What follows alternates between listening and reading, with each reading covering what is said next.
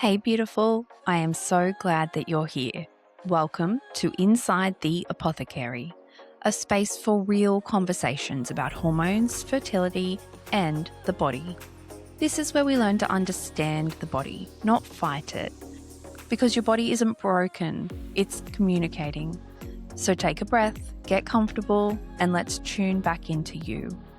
Hello, welcome to episode 6 of Inside the Apothecary. Thank you for joining us, and this week we are talking all things gut. So we are talking about some of the root causes that we see of some real common gut symptoms that people experience. We talk about what does it mean when it feels like you're reacting to everything you eat? What does IBS even mean? And is it really a proper true diagnosis? And does it mean you are stuck with IBS forever? We're going to talk about some clinical red flags that we see and why we might want to do some deeper testing and so much more. So welcome, Mel. Thanks for joining me today. Yes, welcome my pleasure. back. I am so looking forward to getting into why our gut is so important, because this is like a key foundation of naturopathic medicine. We always go back to the gut, and lots of people will be like, why are you asking me questions about my gut when I told you I have migraines, or, I said that I can't poo. Well, that's kind of gut related, but lots of people don't think it comes from the gut. So it's cool. And also, just with everything, so often you guys think your symptoms are totally normal because they've been like this forever. Yeah. But just because it's been like that forever and it's common does not mean it's normal. And so this is where when we ask you these questions and you say, oh, yeah, I only poo once or twice a week, that's not normal. Well, I love when people are like, yeah, but that's like, I've always been like that. Well, that's fine. But also I can fix it. Do you want to poo every day? You'll feel so much better for it. You'll get things going. It'll be good. It'll be good. But those unresolved gut issues, they can be beneath so many other chronic health pictures and so many other chronic health symptoms. But let's start with IBS, because this is a real bugbear for both you and I. We get really upset. There's IBS is just kind of lumped on people that don't have any other diagnosis. They don't have celiac, they don't have Crohn's. There's nothing really to diagnose. So they're told that they have IBS. Very frustrating. This isn't, something that we love. What are you kind of telling people? Tell me how you have really great ways of explaining it to patients. So if someone comes to you and they're like, I've been diagnosed with IBS, what do you say to them? So apart from no. So to me, IBS is like an umbrella term for a collection of different symptoms, but it's not explaining the root cause of what's going on with you, right? And that's where I think the fundamental issue is, right? Is so people will say to me, oh, but that's just my IBS. I'm like, tell me more. We need to figure this out because it doesn't necessarily mean anything, right? So this is where in that initial consultation, like Mel's sort of alluding to, we're going to ask you all the questions, right? So how often do you poop? What are your poops like? When do you poop? What is the texture of your poop? Is there an urging to go? We get into the deep nitty-gritty poop talk. The colour.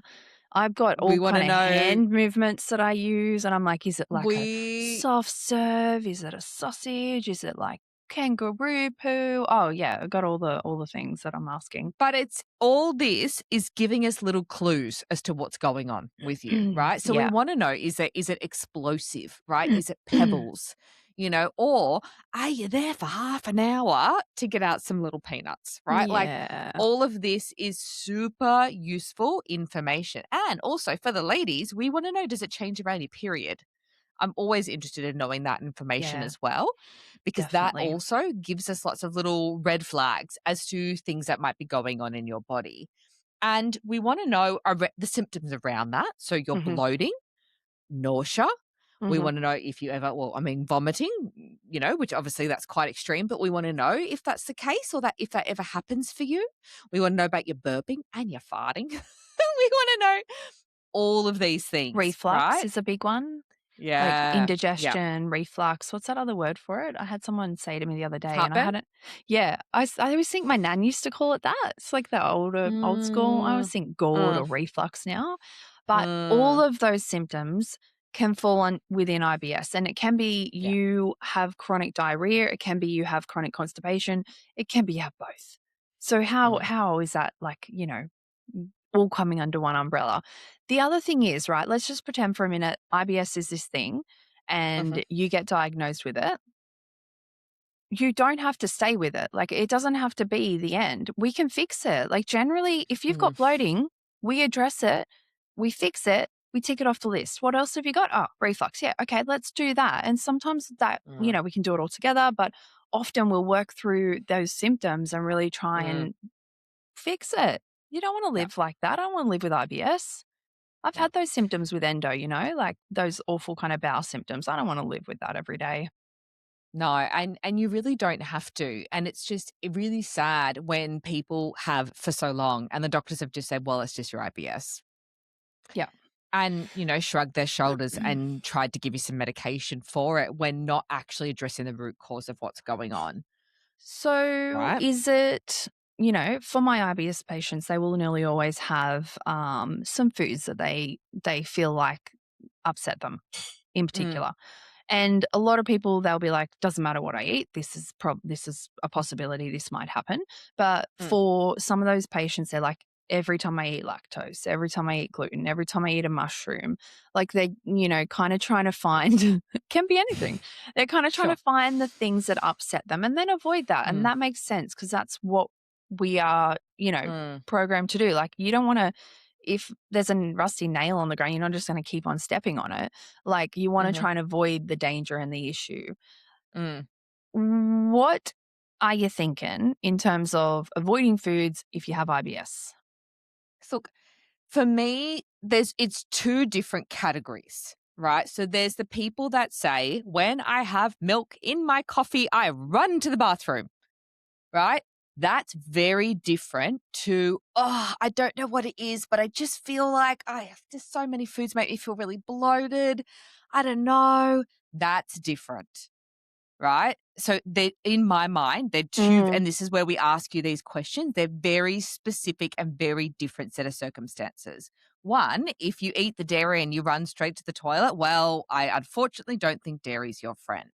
But if you are like, I wonder what's going on, I can't quite figure it out. It seems to be everything. And so I've Mm. cut out glucose, I've cut out gluten and sugar and this and that, blah, blah, blah. But I'm still kind of sick. This is where we look deeper. Yeah. And often there is issues with your intestinal lining, and that can be one of the big causes that I see in clinic. Yeah. Is that something you see as well? Yeah, I think, like, if I always try to explain to my patients, if you have those kind of symptoms when you have dairy, you have lactose intolerance. Mm. That's a whole different Mm-hmm. story. Lactose Yep. intolerance is a very specific enzyme deficiency, Mm. essentially, where you cannot break down the lactase in the milk. Yeah. Cool. Sometimes we can fix it. Sometimes we can improve it. Sometimes you can have Mm. like some hard dairy and not wet dairy, this stuff. But Yeah. if you are cutting out some of those big kind of food groups that generally people do, they cut out dairy because they think maybe it's dairy. They cut out gluten because they think maybe it's gluten.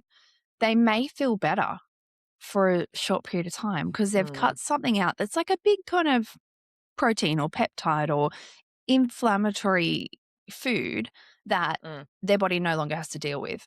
However, it doesn't last for very long. And how long can you Mm. keep doing that? And how many foods, do you have to lose? Often what will happen is they also can't come back to those foods, Mm. because the gut thing's still not fixed. Yeah. So the lactose intolerance is very different to, I think, my people who come in and say, like, I think I have food intolerances because of my Mm. IBS symptoms. I am a big believer, like, I'm ever the positive kind of, hopeful human, that if we fix the gut, you can eat everything in moderation. And that's Mm. been my kind of experience personally as well. Yeah.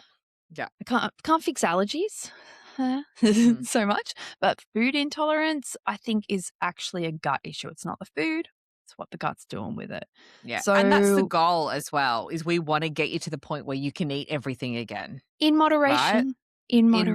moderation. I always Mm. just do my little byline, You Mm. don't wanna be having, if you previously think you had issues with mushrooms, I don't want you to eat a kilo of mushrooms every night. Like, we just Mhm. gotta take a chill and just Yeah. moderation is important. Sure. But yeah, like that's what I'm kind of seeing in clinic. Don't know if that answered your Mm. question. So, when it comes to that, right? So, often for me, when I'm seeing these cases where people feel like they are bloated all the time, no matter what they ate, right? I'm Yeah. always kind of going, when did that start?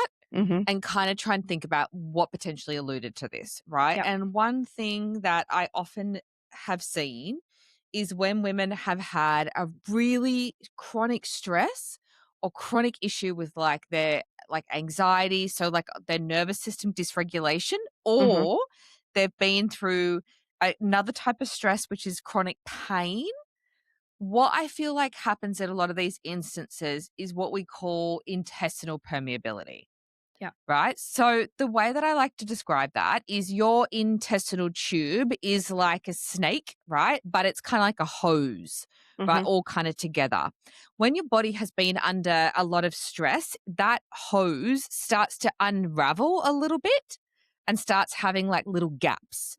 Right. So, what happens is bits of food particles that should be contained in that tube start to enter out into your abdominal cavity. In your abdomen is a very sophisticated immune system. So all of a sudden, it sees that little bit of mushroom and it's like, oh, you don't belong here, Mr. Mushroom. I'm going to tag you as the enemy. And the next Mm-hmm. time you eat the bit of mushroom, your body goes, attack. And so that bloating is often your body just sensing and going under attack at Yeah. anything and everything, which is why I feel like people often say, no matter what I eat or when I eat anything, if a sip of water, I'm bloated. Yeah. Right. So, what we want to do is we want to go in and we want to work on repairing the damage that's been done throughout the digestion tract to seal it all back up and heal it Yes. all back up. And so then the bloating goes down, and all of a sudden you're able to eat these foods without that reaction, without an entire battle going on in the background. Yes. The lining is really important, right? But then what you got to think about is what are we putting into our bodies? That's Mm-hmm. a really important component. And this is where looking at what people eat is really important. So I'm a big fan of a day on a plate. What's a standard day for you? But what I find really interesting, firstly, things I'm looking for are things like eating regular meals and are those meals balanced? So, I feel like forever we see women notoriously undereat protein, undereat healthy fats, very carby, right? And our world is set up to be carby. But what I always think is so funny is so often people present me a day, right? And I'm like, okay, well, Mm-hmm. that sounds good. But I'm like, Mm-hmm. are you eating the same thing every day? And they go, yeah. So, whilst this day might look really good on paper, having a really good day, but the same day every day also leads to challenges. And this is what Yeah. I love to describe to people because this comes down to your microbiome, one of my favorite Yay. little topics to talk about. Okay, I love to give people this analogy because I'm just such a big visual learner and I feel like this makes sense to me. The So, microbiome when begs for visual analogy, I feel. I agree. Otherwise, it's just too big, Yes. right? It's just too big a Hit us for topic. this. Yeah. Okay, so I like to compare your microbiome to a fish tank, right? So the fish are the gut bugs, which are the Mm-hmm. probiotics. The Mm-hmm. fish food are the prebiotics, which I is like it. fiber, Mm-hmm. which is fruit and veggies. Good fiber. If you only eat a narrow range of fruit and veggies, and it's kind of same every week, which I feel like is everybody that I talk to, you are only going to grow a few species of goldfish. But to get a rich tropical aquarium with all of the colorful fish, you need to feed it a variety of different fruits and vegetables. Yep. Now, coming back to this fish tank analogy, how I said about how you can get that intestinal permeability, right? Where you get that leakiness in the lining of your gut. Imagine that is like the walls of your fish tank are broken, right? So the fish are flying everywhere. Everything is kind of going everywhere. So sometimes what we need to do is go in and fix the walls of the tank and do some structural, repair first.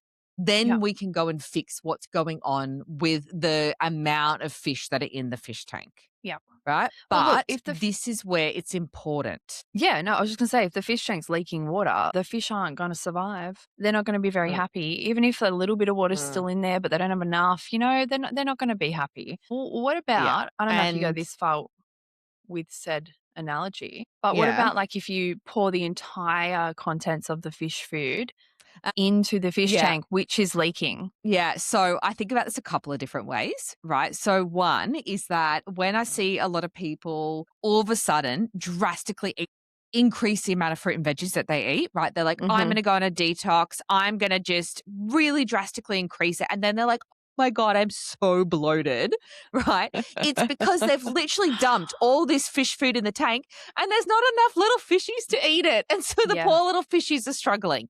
So that's one thing, right? But then on the flip side, and this is totally disgusting, but really important to understand, everybody. If you don't feed those fish, right, they will start feeding on you and they start eating into the mucosal layer that lines your gut. And that also causes issues to the walls of the fish tank because the fish have got to eat. And if you don't give them food, they will start to find it anywhere they can. It's disgusting, but it's what happens.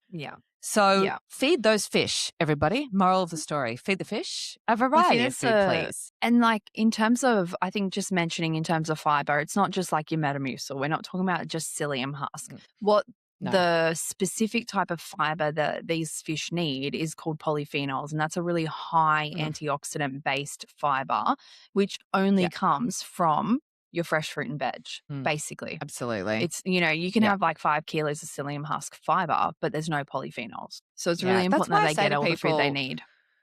Yeah, it's not like people say to me all the time, oh, I want to have a fiber supplement. I'm like, no, eat your fruit and vegetables. Learn to love them. Food, yeah, totally. Learn to love them, right? You know, you talked about the probiotics, which are the fish. Great, awesome. The prebiotics, which is the polyphenol-rich fiber. What about a postbiotic? Where does that come into your fish tank analogy, or is that too much? See, I just feel like I don't quite know where I would fit this in the analogy yet. Well, I'm thinking this is on like right Paint now. a picture.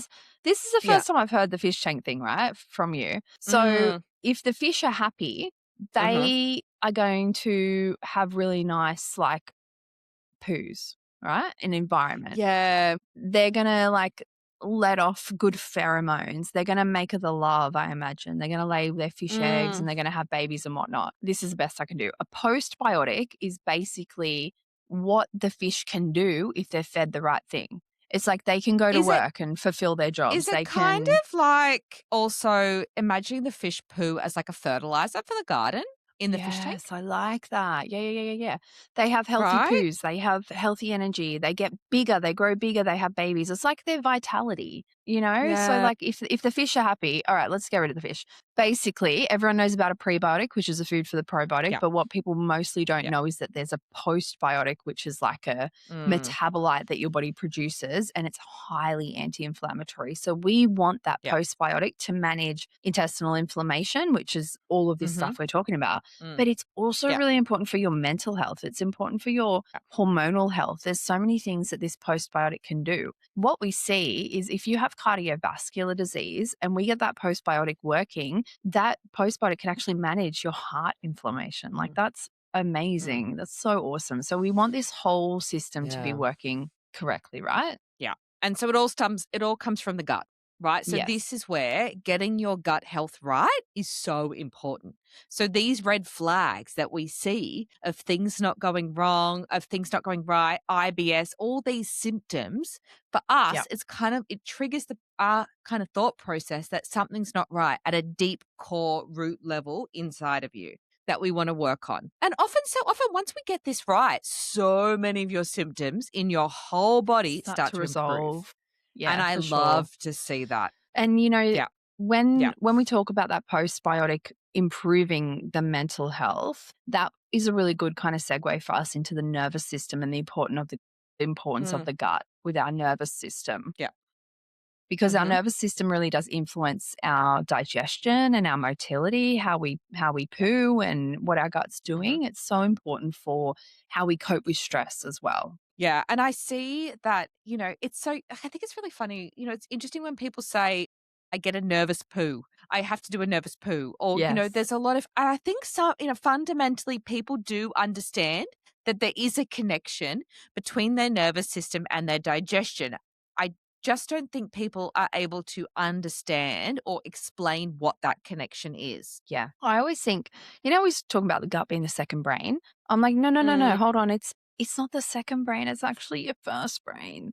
Like it's doing so much more work than up here, and it needs to work for up here to be good. So it's so important for our headspace. And do you want to explain, Mel, how the nervous system can impact like the motility of your gut? Oh, Because I yeah. think So that's it's really all about interesting as well. innovation. Is that what you asked me? Sorry, totally missed Yeah. it. Yeah. Yeah.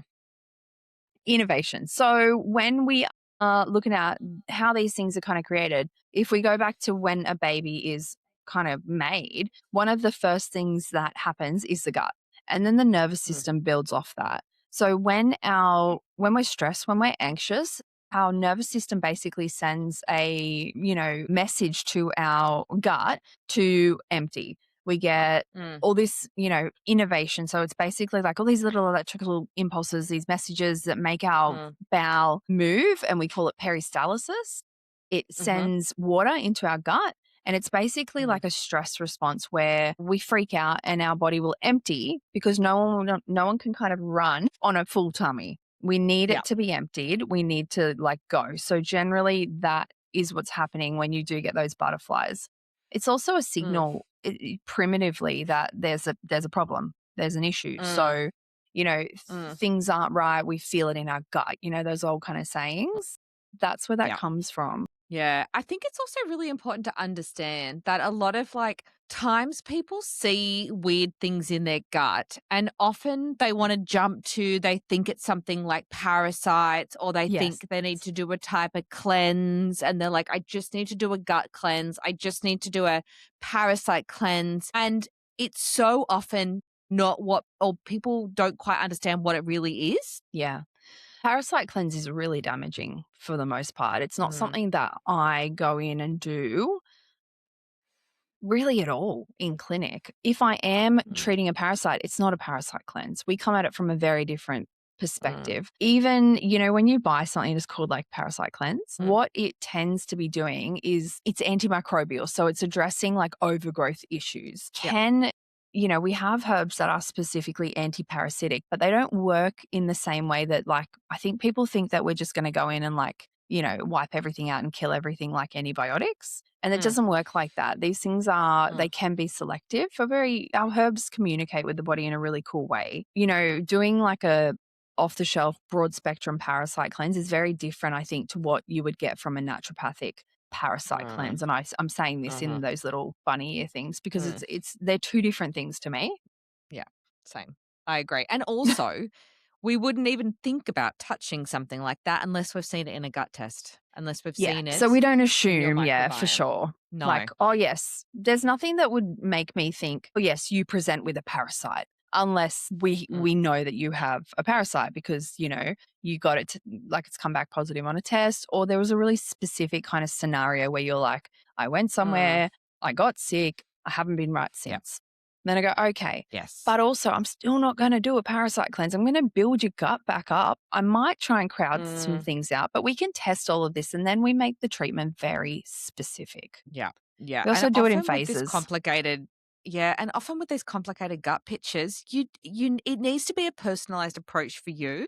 And like Mel Yeah. said, yeah, it's a phasic approach. It's not just like go in and one Well, hit wonder, bomb done. we've done a very like high overview of like, here's the gut, it's a fish tank, these are the Mm, linings, this is the microbiome.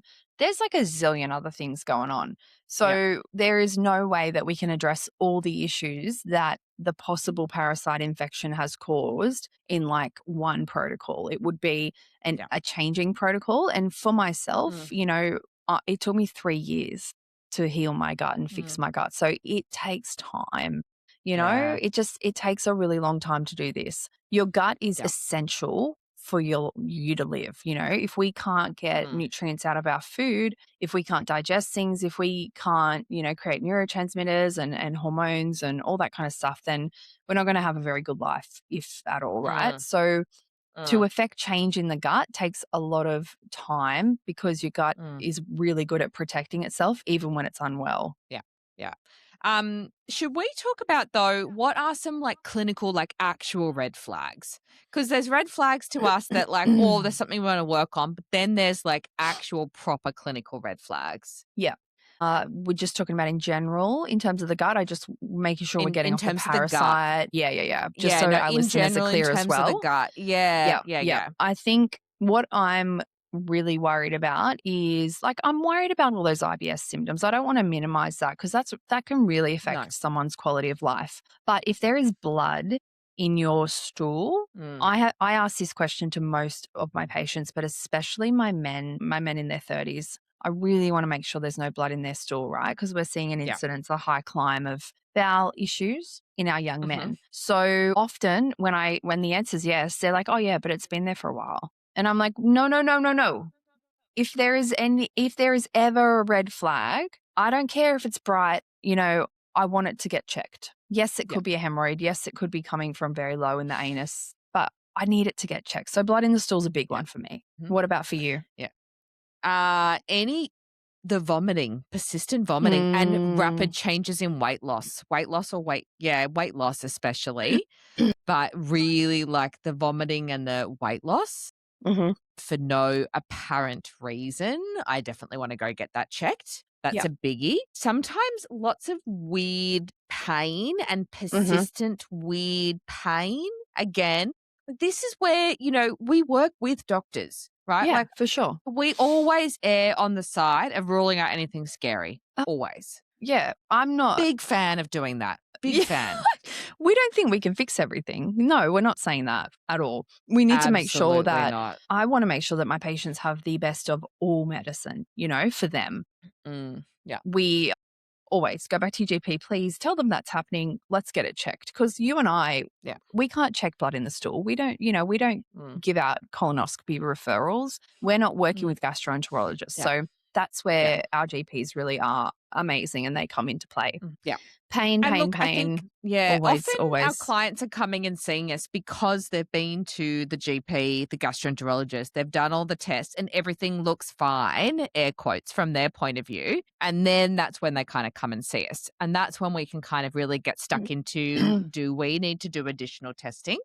Or, can we just kind of go straight in and kind of get Yeah. stuck into what we think's going on? And, that's great if that's the case and they have done those investigations and nothing is wrong. That's frustrating for those patients, but it is a good thing. It doesn't mean there's nothing wrong, They're ruling out disease states for the most part. And if you don't have Crohn's or you don't have, funky gallbladder or like a pancreatic, I don't know what, or, like insufficiency or an infection or something, like that's ideal, right? We should have bloody bowel cancer, but we want to make sure if you do, we know really early so we can treat it. And then Absolutely. some of the other symptoms I'm thinking of are, going to the toilet at night when you need to wake up to poo in the night, not ideal. We want to have our poos roughly to be kind of the same time, same consistency, have a bit of a routine to them each day. The other thing that concerns me, I'll be like, yeah, do you poo every day? Yeah. I poo like 3-4 times a day. Oh, that's probably a little bit too much for me. Then I'm going to ask like, what's the poo like, obviously, but I don't know about you, but I don't think people should have to be pooing 4 times a day. No, and I often have had clients, 6, 7, 8, 9 times a day. That's a lot, a lot. And again, just because this has been normal for you and common for you doesn't make it normal. And also, again, why would you want to have that all the time? I don't have time for that, honestly. No. So one of the reasons I'm so passionate about bowel cancer stuff is because my husband, from a very young age has had numerous polyps and some of those have been precancerous. So before he went for his first colonoscopy, he would poo all the time. Like all the time. Like it's a running joke in my family. Sam's in the toilet. So I hope he doesn't mind me sharing that. I'm sure he's fine. We share everything. But he was pooing like 6, maybe 7 times a day. And it wasn't, anything crazy. There was no real other symptoms, but when we first got that first colonoscopy, which we had to fight for because he was early 30s, they didn't want to do it, and we did a bowel kit first, which you can buy from the chemist. You can buy a bowel kit from any chemist for around $65 in Australia.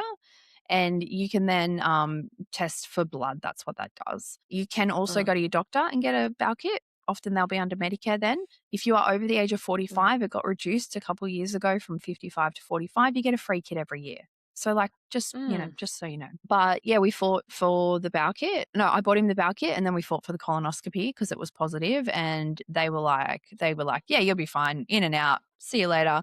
When they rolled him out, they were like, you won't believe what's in there. Like, you would not believe what we have had to do. So the other thing is, that was his normal, his whole life. And now he just poos like once or twice a day. And we're like, what? Like, he has so much more time. We spend so much less on toilet paper. Like, there's lots of benefits here. So people, please, we joke, but it's important. And it really is. And there's so many different set of circumstances I could think of that we've been able to bring back to normal. Totally. Like, it doesn't have to be that way. And especially if you're one of the people that was only pooping once or twice a week, once you start getting that blissful once or twice a day poop, you don't even know yourself. My God, you feel better. You look better. Like, and the same thing with the bloating. So many women are bloated. But I think also, just going back to the bloating thing, right? Because this is something I also always say to my clients as well, is what I think is really interesting is, like we said about the connection between the nervous system and your gut, right? Coming back to that, if you're in a state of extreme stress a lot, right? When you're in that state of stress, you're in a fight or flight, you switch off digestion because it's not the priority. So if you're one of those people that's stressed all day and you are eating at your desk while you're working and you're stressed and you've got a million things on your mind, or you're eating while you're over the sink because your kids are going crazy and you're just trying to shove in some food, well, no wonder you're bloated, because you're in a state of fight or flight. You switch off your digestion because it's not a priority. Totally. So what I say so no wonder, I honestly think that's one of the reasons why women everywhere walk around bloated. Right? Yeah. What I say to everybody is, before you go to eat, I want you to stop, take a deep breath, just take a few deep breaths and bring that body from that really stressful, fight or flight sympathetic nervous system state to the calming rest and digest nervous system state, right? Because digestion begins at the thought of food. So if we are running around like a crazy person doing everything, well, we're not going to be digesting properly. So we want to get ourselves into that calming rest and digest nervous system state, so you can digest your food better. There's a couple of things there, right, too, because if you are stressed, sometimes your body will just stop everything and then it won't move at all. So sometimes, I spoke before about all that extra innovation, and it can go the other way as well. So your body can just like be really stubborn and hold on to everything just in case. And then we see no poo, which can play with the constipation picture. But, I always think the bloating thing, it's like the food comes in and nothing's ready, right? So looking for your windows of hunger is also important. If you have no windows of hunger, we need to talk. We've got to get that sorted. The communication is not on, something's not working. If you have to skip your window of hunger, like I had a nurse the other day and she was like, if I'm in the OR, I can't eat, I can't drink, can't do anything. Sometimes an operation's planned for 2 hours and then we go in and we're like, well, shit, we're going to be here for 8 hours. And that's just her work. So we have to work around that. But if you have a choice and you're sitting at your desk and you're like, I'll just push lunch back. And we can do that. Like, we can go for lunch and it wouldn't be that life or death situation. Then when you feel hungry is the best time to eat. That's your window of hunger is really important. If you eat outside that window of hunger, we eat, it sits, it wasn't ready, there's nothing to chew it up, it sits and it ferments, and some of the bad bacteria in your gut might feed on it, produce gas, and then that can also be some of that bloating picture. Yeah, digestion begins at the thought of food. Right. I say to everybody, like, if you were to go get in the car and drive to go get a steak and you're thinking about that steak, your body is going to get your digestion primed for the steak, which is different if you're going to get in the car and go get an ice cream and you're thinking about that ice cream. Right. So when you just grab something and shove it in, like Mel said, your body's not ready for it. So take a few deep breaths and look at your food. Think about it for a second. And that will get your body ready and primed to be at its best place to be able to digest that food. And you'll see the difference it makes. Like, I'll notice sometimes at the end of the day if I feel a bit bloated, and I'll think and look back on my day and I'm like, oh yeah, that's right. I was so stressed. I did everything I say don't do. Note to self, slow down tomorrow, take my deep breaths, get more mindful when it comes to my food consumption. Okay. As we finish this conversation, one thing I think is really important to understand is that IBS isn't a specific diagnosis. It's a collection of symptoms. What we always want to try to figure out is the root cause of what's going on, and then work out a personalized plan to get your gut health back on track. And it truly is possible, even with the most complex gut health pictures. Definitely. And, we could do like a Joe Rogan 3-hour podcast on this, but in clinic, it's something that we see really often. And people feel like they react to everything that they eat. They slowly start to remove all their food. And then most of the time they end up with this really restricted diet. And the food wasn't even the problem in the first place. It's the environment of the gut that is, the issue there. And when the digestion and the microbiome, the gut lining, the nervous system, when everything's out of balance, the gut's going to be super reactive and it's all going to get worse. Yeah. And so this is why the restrictive diets are so rarely the answer, the long-term solution, right? So yes, FODMAP might be helpful in that really short term, even though I don't really use it at all anymore. But these were only ever supposed to be short-term strategies. And we want to get you to the point where you have that autonomy in choosing what you want to eat. And that's the ultimate goal, is for you to be able to eat everything that you want to in moderation. And we want to investigate what's really driving the symptoms so we can fix it, Gut health is so deeply connected with our entire, rest of our body and well-being. It's connected to like inflammation, immune system, how we absorb our nutrients, and our overall well-being, like how we, enjoy life every single day. So when we are trying to take the time to understand that, and look at what's happening beneath the surface, beneath the fish tank, I'm not sure, we can move beyond those symptoms, the symptom picture. We can start to tick them off, and we can begin supporting like healing overall for each and every single one of our patients. And I love that. Yeah. And as always, if your symptoms are like unexplained weight loss, blood in your stool, persistent vomiting, any of those severe ongoing stuff, please do get it investigated. Go talk to your doctor, rule anything out. That's really important, right? Because like we said, they are proper big red flags. So you definitely want to get that checked out. Always go and consult with your medical team. But that's pretty much it. So thank you once again for joining us for this episode of Inside the Apothecary. And we look forward to continuing these amazing conversations with you in the future. So stay tuned for the next episode. Thank you very much. Bye. Bye, guys. Bye. Thank you so much for being here with us today. If something in this episode resonated, just know there's always a way to explore it further and support your body the way it needs. You can find out more by going to the website nourishingapothecary.com or reach out if you're ready for more personalized care. Until next time, take care of yourself and keep listening to your body.